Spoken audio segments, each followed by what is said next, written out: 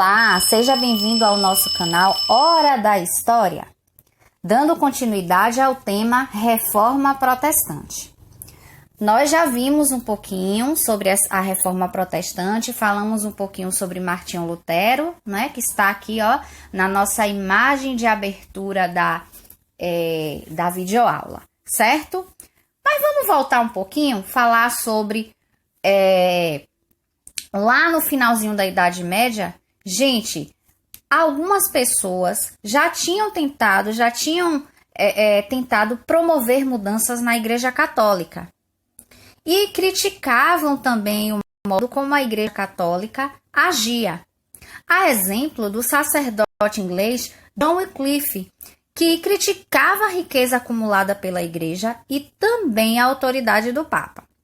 O sacerdote tcheco John Hus também teceu severas críticas à Igreja. Sabe o que aconteceu com esses homens? Todos os dois foram acusados de heresias. Wycliffe morreu antes de ser condenado, porém Hus foi condenado à fogueira santa, morreu queimado. E aí você para perguntar, mas o que seriam heresias? A Igreja Católica considerava heresia todas as práticas ou ideias contrárias aos seus dogmas, certo? Vamos lá. Quando a gente fala em Reforma Protestante, que personagem vem na nossa cabeça? É o Martinho Lutero, porque foi ele quem iniciou a Reforma Protestante. Embora já havia ideias antes dele, no ano de 1517, divulgar as suas 95 teses. Outras pessoas, como a gente viu, já haviam se levantado e tecido críticas à Igreja Católica. Mas vamos lá, quais fatores fizeram as pessoas passarem a criticar a Igreja Católica? Primeiro, a influência do Renascimento Cultural. Lembram que o Renascimento Cultural, ele colocava o homem como centro de todas as coisas, utilizava a razão. O homem renascentista, ele não queria mais explicar que está trovejando, chovendo, porque Deus se irritou e está zangado com todo mundo, não. Então, o uso da razão que foi estimulado pelo Renascimento contribuiu. Os abusos e as imoralidades cometidas pelo clero. A venda de indulgências, né, que era o perdão pelos pecados. A venda de relíquias ditas sagradas, a simonia, a venda de cargos no clero, havia uma corrupção dentro do clero. A formação das monarquias nacionais, que será um próximo assunto que a gente vai ver para vocês entenderem, e o surgimento do capitalismo, que foi surgindo a partir do renascimento comercial, certo? Bom, luteranismo. Qual a origem de Lutero? Na Alemanha, que ainda não era a Alemanha como a gente conhece hoje. Então, no ano de 1517, Martinho Lutero prega lá suas 95 teses, condenando os abusos da igreja. Imagine como ele foi afrontoso, né? Ele criticou a hierarquia, ou seja, a divisão de poderes dentro da igreja. Ele fez oposição ao culto de santos e imagens. Por quê? Quando Martinho Lutero viu ali na Bíblia, onde fala que é proibido cultuar imagens, então ele vai seguir. Percebam que as religiões atuais, as religiões evangélicas que surgiram a partir do protestantismo, eles não adoram santos, porque na Bíblia tem escrito isso. Então, Martinho Lutero, a partir da leitura que ele fez da Bíblia, ele conseguiu criticar as atitudes da Igreja Católica. Criticou o celibato, né? Ele era a favor de sim. Tanto é que os pastores das igrejas evangélicas, eles podem se casar. Já os padres, não. Então, ele criticou o celibato, a riqueza e a luxúria em que vivia o clero. Aí vou voltar aqui, vocês podem clero, embora tivesse o celibato, o clero burlava, o clero estava corrompido. Então havia clérigos que tinham mulheres, certo? Vamos lá. Quais são as características do luteranismo? Olha só, Lutero, ao ser excomungado pelo Papa Leão, ele foi excomungado, ser expulso, porque Martinho Lutero, quando chegou lá e pregou as 95 teses dele, o Papa não gostou muito não, fez assim, olha Lutero, você vai ter que se retratar. E Lutero fez o quê? Ele não quis se retratar não, ele manteve ali as ideias dele.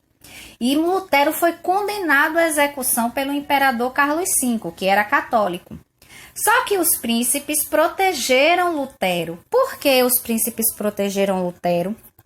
Porque os príncipes queriam romper com o Papa e aumentar o seu poder em relação ao imperador. Eles governavam algumas cidades, então eles tinham uma certa autonomia. Então, quanto mais eles se distanciassem da igreja, eles podiam recuperar as riquezas da igreja dentro daqueles territórios.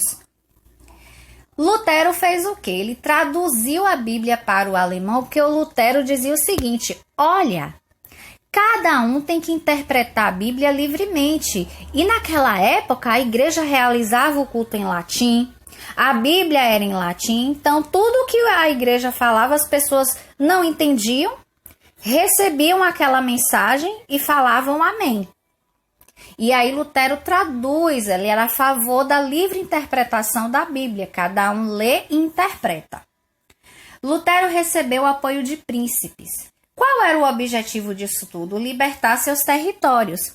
A burguesia aderiu ao luteranismo juntamente com o povo porque queriam pagar menos impostos. Então vocês percebem aí que a reforma protestante ela vai ganhando uma conotação política, né? As pessoas vão aderindo de acordo com os seus interesses. Vamos ver os elementos da doutrina luterana. O que é que Lutero dizia? Ele dizia que a salvação se dava pela fé e não que o padre iria lhe isentar, lhe perdoar. Quem deveria perdoar era Deus e acabou. Então Lutero dizia isso. Imagine a afronta, o Papa ao ouvir uma coisa dessa, né? E Lutero criticou severamente as indulgências. Ele dizia que as indulgências só serviam para enriquecer a Igreja Católica. Culto simples em linguagem nacional, para que as pessoas pudessem entender. Ele manteve somente 2 sacramentos, que foi o batismo e a Eucaristia. Consubstanciação, que hoje se faz a ceia, né? Aquele momento em que você toma o vinho, que é o suco de uva, na verdade, e come o pão, simulando que é o corpo e o sangue de Cristo. Livre interpretação da Bíblia nós já falamos. Havia uma relação direta entre Deus e o fiel, ou seja, eu posso me comunicar com Deus, eu posso orar, eu posso pedir perdão. Supressão de cultos aos santos e imagens, justamente porque dentro do protestantismo, como a Bíblia é seguida mais à risca, há lá um capítulo que condena a adoração aos santos. Então as igrejas protestantes, elas aboliram esse culto às imagens ditas sagradas. Bom, assim como o Renascimento se espalhou, a Reforma Protestante ela também se espalhou. E aí a gente tem Calvino, que tem origem lá na Suíça, certo? Gente, a doutrina de Calvino sofreu uma distorção na sua interpretação. Por quê? O Calvino, ele era a favor da predestinação. Significa o quê? Ele dizia que Deus já tinha escolhido aqueles que seriam salvos e os que não seriam. Só que ele atribuía isso ao seguinte, olha, qual é o sinal de que você irá para o céu? Se você for uma pessoa que tenha condições, que trabalhe, você já foi escolhido de Deus. E aí a galera, após a morte de Calvino, interpretou o seguinte, olha, quem tem dinheiro demais é quem Deus escolheu para ser salvo. E aí a burguesia adorou essa ideia, porque a Igreja Católica condenava a usura, o lucro, a burguesia nesse momento estava querendo lucrar, e aí uma boa parte da burguesia aderiu a essa ideia de predestinação ao calvinismo. Vamos ver as ideias do calvinismo? Ele também, assim como no luteranismo, manteve os 2 sacramentos, que foi o batismo e a Eucaristia. Olha outra semelhança aí com o luteranismo, que é o uso de línguas nacionais para realizar os cultos.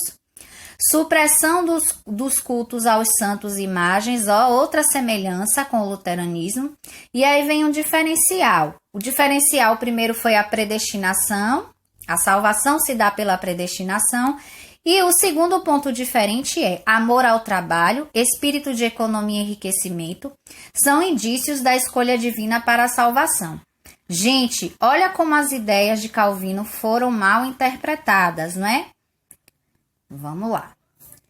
O anglicanismo na Inglaterra. Gente, no anglicanismo houve uma treta, certo? O rei Henrique VIII, ele era casado com Catarina de Aragão. O rei Henrique VIII, que eu costumo brincar, dizer que ele era um safadão, não tinha tido um herdeiro homem, né? Ele queria um herdeiro homem para que pudesse sucedê-lo. E aí ele não conseguiu ter um herdeiro homem com Catarina de Aragão. Então ele foi ao Papa e pediu ao Papa, olha, eu quero me separar dela e quero que a igreja dê o divórcio, porque ela não consegue me dar um filho homem, um herdeiro homem. E o Papa simplesmente se recusou. Olha, Henrique, eu não vou lhe dar o divórcio, porque o casamento, o que Deus uniu, o homem não pode separar. E aí o rei Henrique VIII, né, menino mimado, fez o seguinte, ele, através do ato de supremacia, se declarou, com a aprovação do parlamento, o chefe único e supremo da igreja na Inglaterra. E aí ele é o fundador do anglicanismo. E aí o que foi que ele fez? Ele confiscou os bens da igreja lá na Inglaterra e se separou de Catarina de Aragão, coitada, né? Isso tudo porque ele queria um herdeiro masculino. Mas também a gente sabe que havia outros motivos e um deles é se apossar dos bens da igreja católica.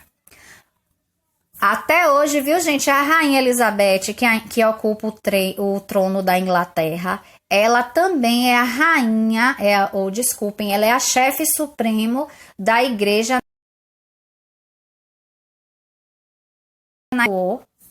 Quais são os elementos da doutrina anglicana? Fim do celibato, uso. Então, olha só, eles mantiveram os 7 sacramentos como na Igreja Católica, manteve a monarquia eclesiástica e a preservação da liturgia católica, né, dos rituais católicos, certo?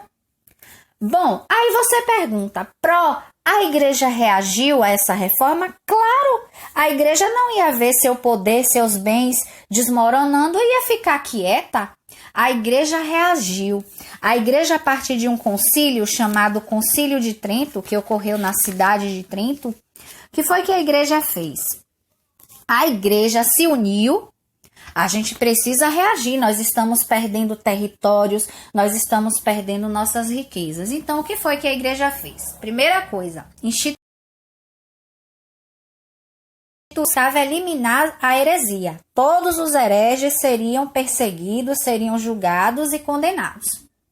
Criaram o Índex, que era uma lista, gente, de livros que eram proibidos de se ler. Livros que faziam oposição à doutrina católica. Criaram a Companhia de Jesus, fundada pelo espanhol Inácio de Loyola. A Companhia de Jesus atuou aqui no Brasil colonial. Qual era o objetivo da Companhia de Jesus? Catequizar, levar, expandir a fé cristã. Obediência cega ao Papa, então o Papa mais que tudo, se tornou chefe supremo e deveria ser respeitado, como é até hoje. E qual era a função disso tudo?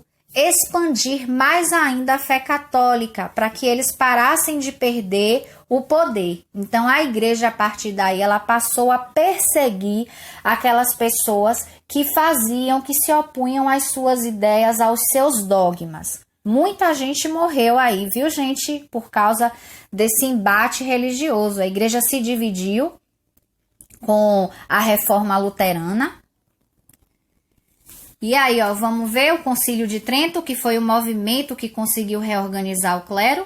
Ela foi convocada pelo Papa Paulo III, proibiu a simonia, então a igreja ela também teve que se modificar as suas atitudes. Proibiu a venda de objetos sagrados, a venda de indulgências, que foram duas coisas bastante criticadas.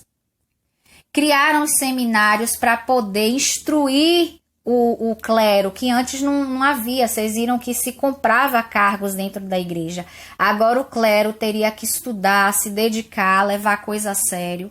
Criaram a catequese. Alguns de vocês devem fazer catequese. Já fizeram, inclusive, a primeira Eucaristia, né, nessa idade. Reafirmação da autoridade do Papa e dos dogmas católicos. Então, a igreja reage. Vamos ver, mas mesmo a igreja reagindo, houve consequências da reforma protestante. A igreja, de todo modo, ela diminuiu a influência e o seu poder dentro da Europa. Houve o surgimento de novas igrejas cristãs, como a anglicana, a luterana, a calvina. Houve a diminuição da interferência da igreja no poder político dos monarcas, porque antes eles interferiam, viu? O monarca, ele não podia também fazer tudo sem o aval da igreja católica. Fortalecimento dos princípios sociais e econômicos da burguesia. Então, a burguesia aí, ela começa, ela se livrou da igreja que condenava ao lucro. Agora, vai poder lucrar, negociar, comerciar. A tradução da Bíblia para outros idiomas. Surgimento de conflitos sociais de ordem religiosa, né? Porque agora a igreja ia tentar combater essas novas ideias. Então, houve conflitos, muita gente morreu em nome da fé. E surgimento de movimentos sociais que tinham como propósito a implantação de um sistema social e econômico mais justo, seguindo aquilo que Jesus fala, né? A justiça, a igualdade. E aí, precisando de uma reforma? Gostaram do vídeo? Então, eu quero que vocês estudem aí, leiam as páginas 52 do livro, comecem aí, que vai falar da reforma e da contra-reforma, ok? Até a próxima aula!